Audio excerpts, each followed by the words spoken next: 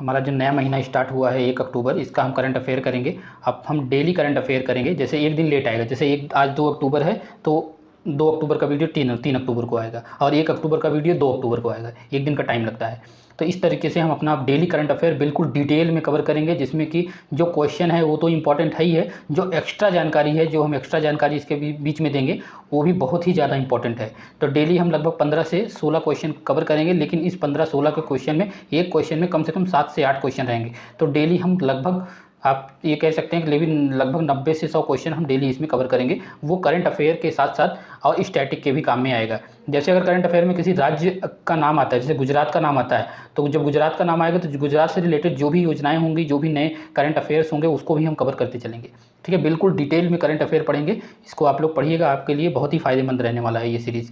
ठीक है, बाकी हम बेस्ट जो 300 क्वेश्चन की सीरीज़ है वो भी चला रहे हैं। वो 1 मंथ में 4 वीडियो आएंगे, एक वीक का वीडियो होगा, एक वीक का एक वीडियो होगा, यानी कि एक महीने में 4 वीडियो आएंगे, जिसमें पूरे वीक का करंट अफेयर कवर किया जाएगा। वो रिवीजन वीडियो है। अगर आप डेली करंट अफेयर देख रहे हैं और अपने आप को देखना चाहते हैं, रिवीजन करना चाहते हैं, तो आप जो मैं बेस्ट करंट अफेयर लेके आऊँगा, हर वीक में लेके आऊँगा, प्रत्येक वीक में एक वीडियो रहेगा, उसको आप अपना टेस्ट के तौर पर देख सकते हैं। ठीक है, तो चलिए वीडियो को स्टार्ट करते हैं।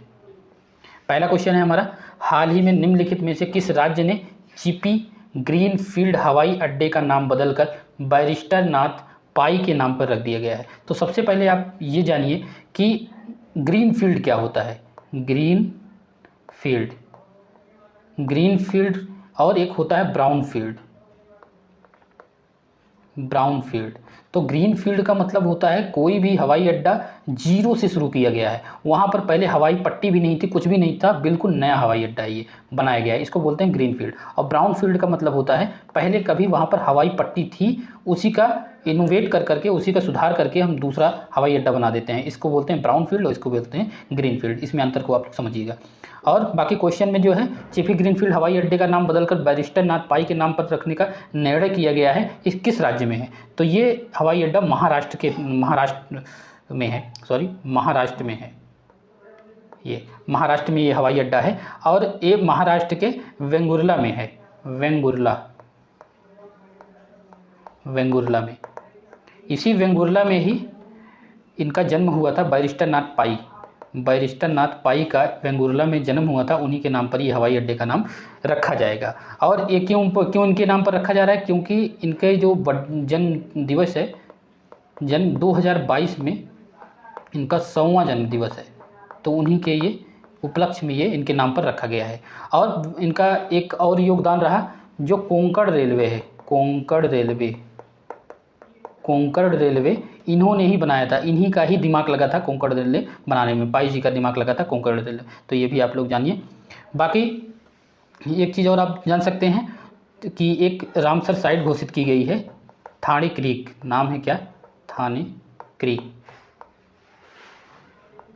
ये भी महाराष्ट्र की रामसर साइट है, ये अभी घोषित की गई है। और महाराष्ट्र के बारे में याद रख सकते हैं आप, ओस्मानाबाद का नाम बदलकर क्या रख दिया गया है? धाराशिव। ओस्मानाबाद का नाम बदलकर धाराशिव रख दिया गया है। और एक और नाम बदला गया है, औरंगाबाद का नाम रख दिया गया है संभाजी कौन थे? ये शिवाजी के सबसे बड़े पुत्र थे, इन्हीं के नाम पर इनका नाम रखा गया है। बाकी एक नाम और चेंज हुआ है, नावी मुंबई एयरपोर्ट का नाम बदलकर रख दिया गया है डीबी पाटिल एयरपोर्ट। बाकी इसके साथ आप एक चीज़ और याद रख सकते हैं, एक खेल हुआ दही हांडी, इसको खेल का दर्जा दे दिया गया है महाराष्ट्र सरकार के द्वारा। दही हांडी जो हुआ करता था, उसको खेल का दर्जा दे दिया गया महाराष्ट्र सरकार ने। ठीक है, इतना आप इस क्वेश्चन में याद रखिए। अगला क्वेश्चन है, हाल ही में निम्नलिखित में से किस राज्य ने रानीपुर टाइगर रिजर्व को वन्य जीव संरक्षण अधिनियम 1972 के तहत अधिसूचित किया है? तो उत्तर प्रदेश ने इसको, इस अधिनियम के अंदर रानीपुर टाइगर रिजर्व आ गया है। पहले ये वाइल्ड लाइफ सेंचुरी था, अब ये टाइगर रिजर्व आ गया है। ये बुंदेलखंड का, उत्तर प्रदेश की ये चित्रकूट में है, चित्रकूट में है। ये बुंदेलखंड का फर्स्ट टाइगर रिजर्व है, फर्स्ट टाइगर रिजर्व है बुंदेलखंड का, और यूपी का चौथा है, उत्तर प्रदेश का फोर्थ टाइगर रिजर्व है, और इंडिया का, भारत का ये चौथा टाइगर रिजर्व है, 54 54वां टाइगर रिजर्व। बाकी इसके बारे में हम कुछ जानकारी और ले लेते हैं। जो उत्तर प्रदेश में हमने बताया कि चौथा है, जो 3 और हैं उनका नाम क्या है। फर्स्ट के कौन है, अमानगढ़, अमानगढ़ टाइगर रिजर्व, जो कि जिम कॉर्बेट का ही हिस्सा है। एक जो उत्तराखंड में जिम कॉर्बेट टाइगर रिजर्व है उसी का ये हिस्सा है। जब 9 नवंबर 2000 को उत्तराखंड अलग हुआ उत्तर प्रदेश से, तो ये टाइगर रिजर्व भी अलग हो गया। तो जिम कॉर्बेट का जो उत्तराखंड वाला हिस्सा है उसको जिम कॉर्बेट बोल देते हैं, और जो उत्तर प्रदेश में हिस्सा आया उसको अमानगढ़ टाइगर रिजर्व बोल देते हैं। बाकी दूसरा जो है वो पीलीभीत है, पीलीभीत टाइगर रिजर्व। तीसरा है दुधवा टाइगर रिजर्व, और चौथा ये बना रानीपुर। ये 4 टाइगर रिजर्व उत्तर प्रदेश में है। बाकी जो 54 था ये भारत का, तो 53वां कौन था, 53rd था गुरघासीदास टाइगर रिजर्व, गुरघासीदास। ये कहाँ पे है, मध्य प्रदेश में है। और एक और याद रख सकते हैं, 52वां कौन सा था, रामगढ़ विषधारी, रामगढ़ विषधारी। ये कहाँ पे है, राजस्थान में है। ठीक है, 54 पूरे भारत में है, 53rd हमने देख लिया, 52 हमने देख लिया। ठीक है, हम नेक्स्ट क्वेश्चन की तरफ बढ़ते हैं। अगला सवाल है, हाल ही में विश्व हरित अर्थव्यवस्था शिखर सम्मेलन 2022 का 8वां संस्करण निम्नलिखित में से किस देश में आयोजित किया गया। ये दुबई में आयोजित किया गया, दुबई में, यूएई के शहर दुबई में। बाकी यूएई एक चांद पर मिशन भी कर रहा है जिसको बोलते हैं लूनार मिशन, लूनार मिशन, और इसका नाम है राशिद।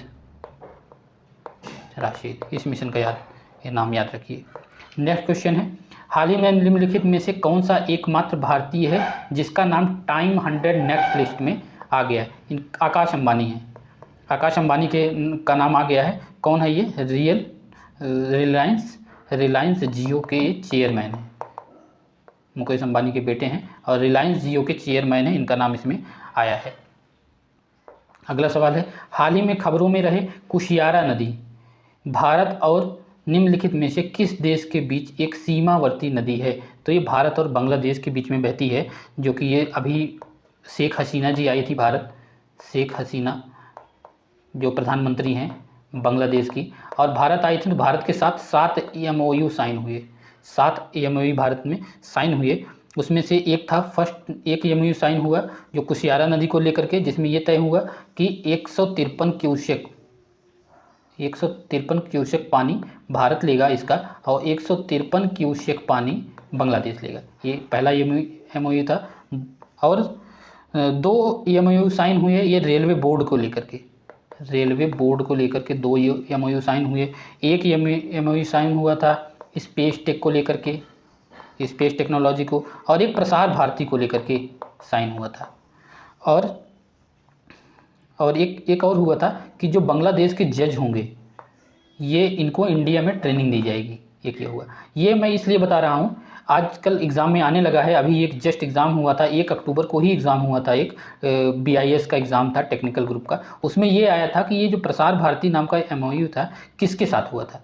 तो सोचिए अब क्वेश्चन कहाँ से बन रहा है, इसलिए इसको बताना ज़रूरी है। बाकी कुछ एक्स्ट्रा जानकारी ले लेते हैं बांग्लादेश के बारे में। एक पुल का निर्माण किया गया है, रुप्सा रेलवे पुल है, ये रेलवे का ब्रिज है। ये भारत की मदद से बन रहा है, कहाँ पे, बांग्लादेश में बन रहा है। बाकी एक 1320 मेगावाट का मैत्री सुपर थर्मल पावर प्लांट भी बन रहा है बांग्लादेश में भारत की मदद से। बाकी इसमें एक योजना चलाई है, जब ये आई थी शेख हसीना, उन्होंने एक बात ये बोली कि जब भारत की मदद से बांग्लादेश अलग हुआ था पाकिस्तान से 1971 में, तो भारत की तरफ से जो सैनिक गए थे उसमें कुछ सैनिक शहीद हुए थे, उनकी शहादत हुई थी। अब उनके लिए उन्होंने बोला कि हम बंग बंधु शेख मुजीबुर रहमान स्टूडेंट स्कॉलरशिप, एक स्कॉलरशिप चलाएंगे जो कि भारत में जो शहीद हुए थे बांग्लादेश को आज़ाद कराने में, उनके 200 बच्चों को, सबसे पहले 200 बच्चों को लिया जाएगा और उनको स्कॉलरशिप दी जाएगी। ये उन्होंने बहुत ही इंपॉर्टेंट योजना है, ये चलाई। ठीक है, अगला सवाल है, हाल ही में विश्व बौद्धिक संपदा संगठन द्वारा जारी रिपोर्ट ग्लोबल इनोवेशन इंडेक्स, सबसे पहले तो यही याद रखिए कि इस ग्लोबल इनोवेशन इंडेक्स को कौन निकालता है? वीपो निकालता है, वर्ल्ड इंटेलेक्चुअल प्रॉपर्टी ऑर्गेनाइजेशन, ये निकालता है।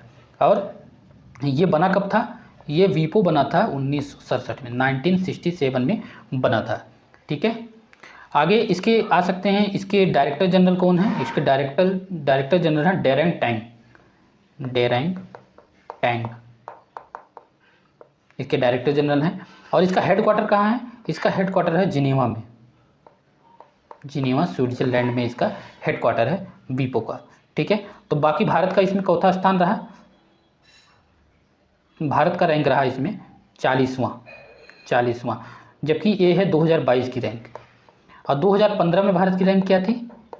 81वां रैंक था भारत का, यानी कि बहुत अच्छा, 7 साल में काफ़ी अंकों का सुधार रहा। तो इसमें आप फर्स्ट याद रख सकते हैं, पहला स्थान रहा स्विट्जरलैंड का, सेकंड रहा यूनाइटेड स्टेट का, और थर्ड भी रहा स्वीडन का। ठीक है, इससे ज़्यादा फर्स्ट और सेकंड याद रखिए, क्योंकि अब बहुत सारे एग्जाम में सेकंड आने लगा है। इसका दूसरा स्थान किसका रहा? नेक्स्ट सवाल की तरफ बढ़ते हैं। अगला क्वेश्चन है, हाल ही में बॉन जर्मनी में आयोजित संयुक्त राष्ट्र SDG एक्शन अवार्ड 2022 में भारत से निम्नलिखित में से किसी चेंज मेकर पुरस्कार से सम्मानित किया गया? तो इसमें सृष्टि बख्शी जी को। अब इन्होंने क्या किया? सृष्टि बख्शी जी ने 3800 किलोमीटर की पैदल यात्रा की, पूरे भारत में गई हैं पैदल चल करके 3800 किलोमीटर इन्होंने यात्रा की। और किस लिए की? वो जो लिंग पर आधारित हिंसा हो रही है, लिंग पर आधारित हिंसा में जागरूकता फैलाने के लिए ये चली, इतना 3800 किलोमीटर पैदल चली, इसलिए इनको अवार्ड दिया गया है सृष्टि बख्शी जी को। इनके ऊपर एक मूवी भी बनी है, वॉम्ब मूवी भी इनके ऊपर बनी है। अगले सवाल की तरफ बढ़ते हैं। उस ऑपरेशन का क्या नाम था जो हाल ही में केंद्रीय जांच ब्यूरो CBI द्वारा अवैध मादक पदार्थों की तस्करी नेटवर्क के खिलाफ शुरू किया है? CBI के द्वारा एक अभियान शुरू किया गया कि जो भी मादक पदार्थ हैं जो अवैध रूप से बिक्री हो रही है, गांजा, तस्कर, अफीम, जो भी है, उसकी शराब की अवैध बिक्री हो, सब पर वो एक ऑपरेशन चला रही हैं। इस ऑपरेशन का क्या नाम है? इस ऑपरेशन का नाम है ऑपरेशन गरुड़। अब एक चीज़ ये याद रखिए, बहुत लोग इसके भूल जाते हैं कि CBI किस मंत्रालय के अंदर में आता है। कुछ बच्चों से पूछो तो बता देंगे डायरेक्ट गृह मंत्रालय के अंदर में आता है, लेकिन नहीं, ये सवाल गलत है। ये जो आता है वो कार्मिक, पेंशन एवं लोक शिकायत मंत्रालय, कार्मिक, पेंशन एवं लोक शिकायत मंत्रालय, ये इनके अधीन में आता है। बाकी जो CBI बना था किस कमेटी की अनुशंसा पर बना था? संथानम कमेटी, संथानम आता है सवाल, बहुत आता है एग्जाम में। संथानम कमेटी की रिकमेंडेशन से ये CBI बनाया गया था। ठीक है, नेक्स्ट सवाल की तरफ बढ़ते हैं।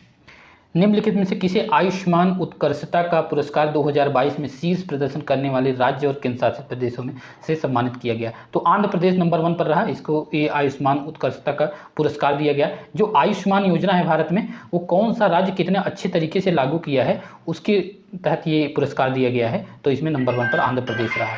नेक्स्ट सवाल की तरफ बढ़ते हैं। अगला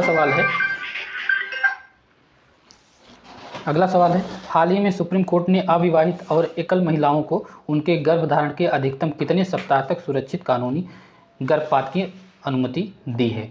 यानी पहले जो 2 साल पहले अनुमति दी गई थी किनको? विवाहित महिलाओं को ये अनुमति दी गई थी कि आप 24 सप्ताह तक गर्भपात करा सकते हैं। ये अधिकार अविवाहित महिला को नहीं प्राप्त था, अविवाहित स्त्री को नहीं प्राप्त था। तो सुप्रीम कोर्ट ने ये अधिकार दिया है। कितने सप्ताह तक दिया है कि 24 सप्ताह तक अगर गर्भ है, अविवाहित महिलाएं हैं और एकल महिलाएं जो अकेले रहती हैं, जो शादी नहीं की हैं, तो वो 24 सप्ताह तक अपना गर्भपात करा सकती हैं। ये किसने कहा? इसने बोला चीफ जस्टिस DY चंद्रचूड़ ने बोला, DY चंद्रचूड़, ठीक है, इन्होंने बोला। और ये जो बनेंगे DY चंद्रचूड़, ये चीफ जस्टिस बनने वाले हैं। चीफ जस्टिस अभी बने नहीं हैं, ये चीफ जस्टिस बनने वाले हैं। ये 8 नवंबर को बनेंगे, 8 नवंबर 2022 को ये चीफ जस्टिस बनेंगे भारत के। ये चौथे चीफ जस्टिस होंगे DY चंद्रचूड़, ये 50वें चीफ जस्टिस होंगे, ये भी याद रखिए, 50वें चीफ जस्टिस होंगे। और 49वां कौन है? 49वां जो अभी हैं 49th, वो UU ललित हैं, UU ललित जी हैं अभी हमारे चीफ जस्टिस, ठीक है। ये मात्र 74 दिन के लिए बने थे, 74, मात्र 74 डेज के लिए UU ललित चीफ जस्टिस बने थे। अगले सवाल की तरफ बढ़ते हैं। अगला सवाल है विलाचेरी डॉल्स हाल ही में समाचारों में देखी गई निम्नलिखित में से किस राज्य का पारंपरिक शिल्प है? तो ये तमिलनाडु का है, तमिलनाडु का। ये एक डॉल बनाई गई नवरात्रि के अवसर पर, नवरात्रि चल रहा है उसके अवसर पर एक डॉल बनाई गई जो कि तमिलनाडु के मदुरै में थी। काफ़ी चर्चा में रही ये डॉल, ठीक है। नेक्स्ट सवाल, हाल ही में निम्नलिखित में से किस रक्षा कंपनी ने भारत में अपने कार्ल गुस्ताफ M4 हथियार प्रणाली के निर्माण की घोषणा की? ये साब कंपनी ने, साब कंपनी, ये कहाँ की कंपनी है? स्वीडन की कंपनी है। बाकी स्वीडन की कुछ और कंपनियां हैं जो आप याद रख सकते हैं। वोल्वो है, वोल्वो जो बस बनाती है, कार भी बनाती है कंपनी, ये भी स्वीडन की कंपनी है। इरक्शन नाम की एक टेलीकॉम कंपनी है, इरक्शन नाम की टेलीकॉम कंपनी है, ये भी स्वीडन की कंपनी है। बाकी एक कंपनी है आइकिया, फर्नीचर बनाती है, फर्नीचर की कंपनी है, ये भी जो है स्वीडन की कंपनी है। अगले सवाल की तरफ बढ़ते हैं। हाल ही में अदानी ग्रीन एनर्जी लिमिटेड निम्नलिखित में से किस राज्य में 600 मेगावाट क्षमता का दुनिया का सबसे बड़ा पवन और ऊर्जा संयंत्र चालू किया है? पवन, जो पवन चक्की होती है आप लोगों ने देखा होगा, ऐसे होती है, ऐसा कुछ, इसके नीचे सौर ऊर्जा का जो प्लेट होता है वो लगा दिया गया है। तो दोनों साथ में, पवन ऊर्जा भी और सौर ऊर्जा भी दोनों साथ में उत्पन्न करेगा। ये 600 मेगावाट का दुनिया का सबसे बड़ा पवन ऊर्जा संयंत्र चालू किया है। ये कहाँ पे चालू किया? जैसलमेर में, जैसलमेर राजस्थान में है, ठीक है। अब ये था हमारा आज का वीडियो जो कि हमने काफ़ी डिटेल में इसको कवर किया। हम ऐसे ही अपना डेली करंट अफेयर कवर करेंगे, बिल्कुल डिटेल में जा करके हम कवर करेंगे। डेली हमारा वीडियो आएगा, आप लोग इसको देखिएगा और पसंद आए तो आप इसको शेयर और चैनल को मंथन IQ को सब्सक्राइब कर लीजिएगा। ये बहुत ही बेस्ट क्वालिटी का करंट अफेयर है। ऐसा करंट अफेयर सिर्फ आपको पेड कोर्सेज में ही मिलेगा, ठीक है। मिलते हैं 2 अक्टूबर के करंट अफेयर में, ठीक है।